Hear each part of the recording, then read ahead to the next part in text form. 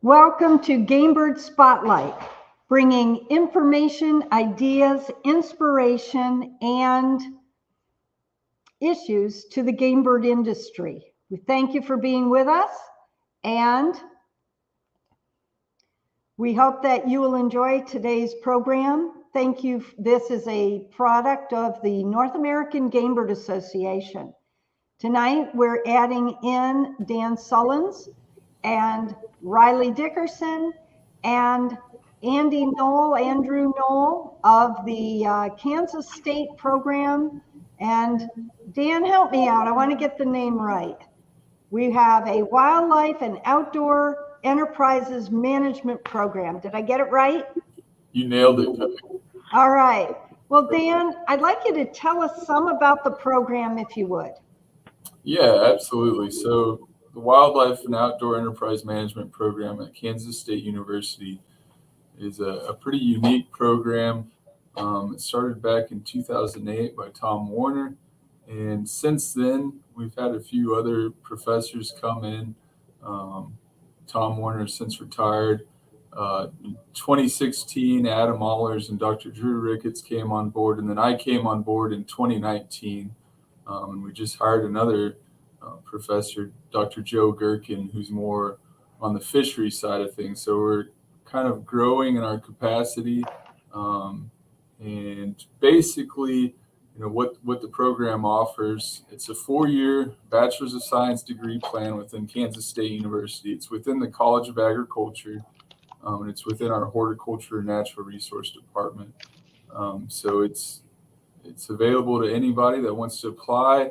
It trains professionals in wildlife management, but with the heavy focus on an ability to work in the outdoor industry, with some training in hospitality management.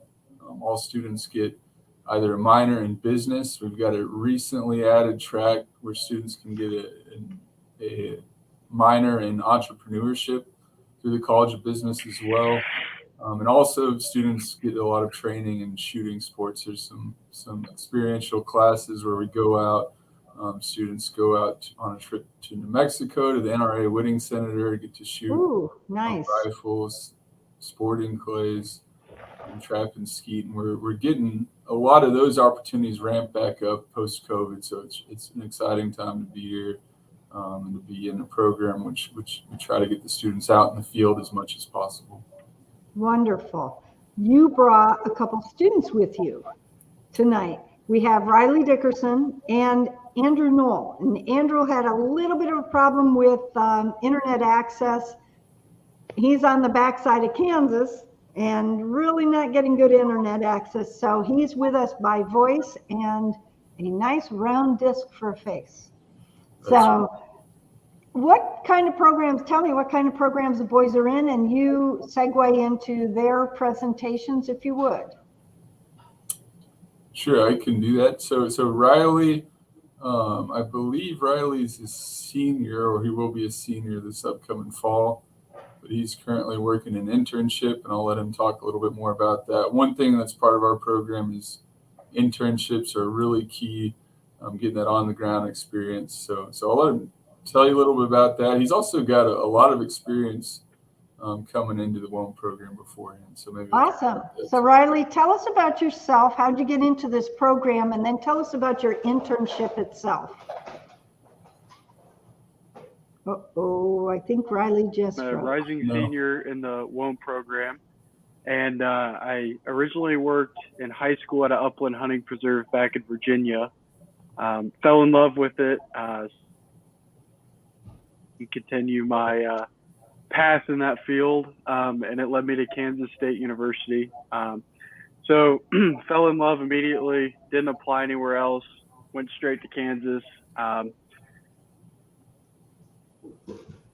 I worked at in high school last year doing dog training for upland game gun dogs. And then right now I'm at Highland Hills Ranch in Condon, Oregon, shooting lodge. So I've been here for a week and a half now, and like I said, I got out of the fields just now to hop on this meeting, and as soon as this wraps up, I'll be headed out. We're today, so we're planting some milo down in the bottoms, which will be great food and cover for some pheasant, quail, huns, and chucker out here. Okay, so you're actually involved in a hunting club doing actual work to help make that hunting club successful. Yes, ma'am. Yep. That's and awesome. I'll be continuing. I'm living with a couple dog trainers, and I'll be, as soon as we're done planning and putting a bunch of our irrigation in, I'll be tagging along with them a lot, continuing some dog work this summer. All right, and what's your goal? What is your ultimate goal? To run your own place? To take over somebody's place? What do you want to do? Upland Hunting Preserve in the future. I really enjoy the dog aspect. I'd love to continue to maybe guide some on my own.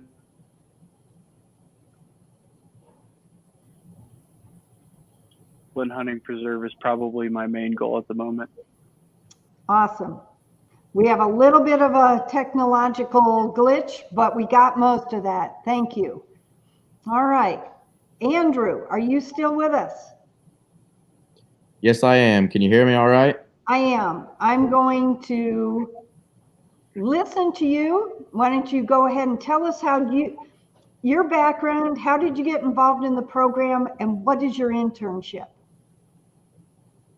So I got involved in the program. I had done a little bit of guiding on my own back home and had some people come in while I was in high school and stay in my house for waterfowl hunts. And then I was actually at K-State not knowing what I wanted to do necessarily for my major. And I had flipped through a pamphlet and was able to just scroll down. I saw the WOAM program, and I was able to get a hold of a grad student and come in and talk to them. And it was just right up my alley on what I wanted to do. And I fell in love from there, and I went with it, and I'm glad I did. And then for my internship, I did an internship in Nebraska at a place called Pheasant Bonanza.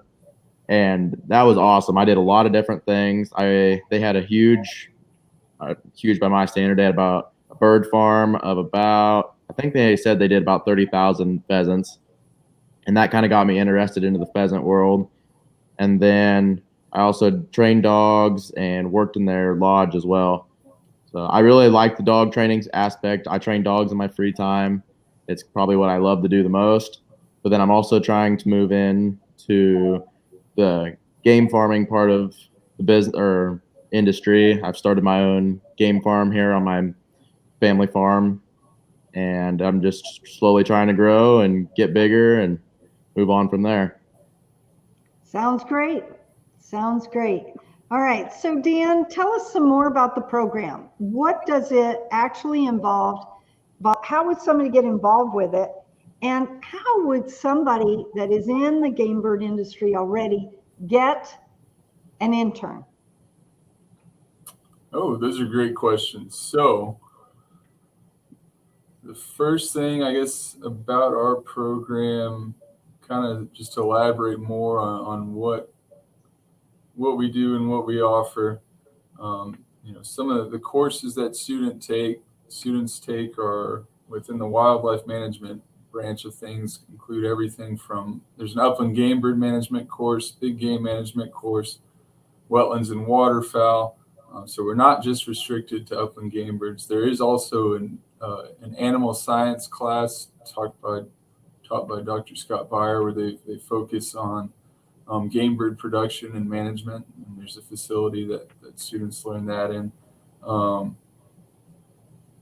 Other courses include, your basic things like soils, accounting, things like that. To get into the program right now, all you need to do is apply to K-State and say you're interested and being in the WOM program. We formerly had a selective admissions process, but right now we've got more professors, and we've just kind of simplified that process for now. As far as if you're looking to hire an intern, you can reach out to me directly.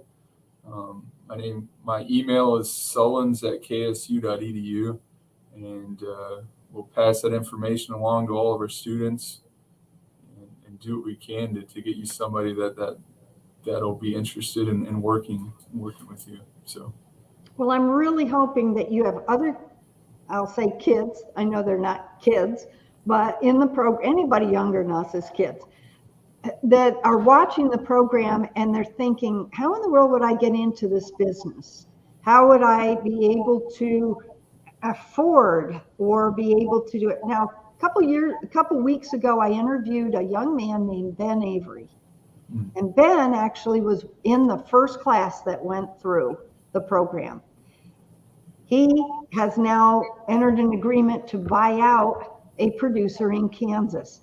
So the young people that are in your program would do well to be part of the North American Game Bird Association and make friends, make contacts with people in that industry, in our industry, and be able to do that. We have an annual conference every year, as well as this year in July 18th to the 20th, we're having a Game Birds, a hunting club conference in Deer Creek State Park. It's just a bit south of Columbus, Ohio, and it is a great conference for people who want to be in a hunting club field. There's all sorts of topics, and the information on that is available at NorthAmericanGameBird.com, which is our website. So those things are available. There's one thing else I want to tell your students, that we have a John Mullen scholarship. John Mullen was a mover and shaker in the industry in the early years, one of the founding fathers. And in his honor, we award 5 $1,000 scholarships annually. So those are awarded to people who are members of the North American Game Bird Association. You can check the rates for that on our website, again, NorthAmericanGameBird.com. And see, that deadline is mid-May. So excuse me, I'm not sure. I think it must be mid-June. So it's coming up shortly. It needs to be put in, but it is a recurring. If someone applies next year, they could get it again. So that's something your students should know about. All right. How many graduates do you have from the program? If it was 2008, do you have any idea how many people have gone through the program? You know, it's going to be a couple hundred at this point. So, you know, we typically have about 100 students in the program. So, yeah, we've got about a couple hundred that have been through it. Have been through it and successfully out in the... What I like is this program legitimizes, for lack of a better term, it formalizes the training for something a lot of people see as fun. It's just fun. You just, you know, you don't do anything else. You just play. Well, that doesn't always work that way. Doesn't always work. This is a lot of hard work. It's, I'm sure, Riley, is it hard work? What do you think, Riley? You know, those days when it's raining, do you want to be out there doing this? Not necessarily, but it's a good way to make a living. All right, do either you, any of you have anything else you'd like to add? I'll take that as a no.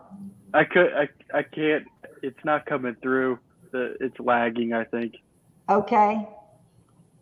Well, thank you all for being here. I appreciate your time.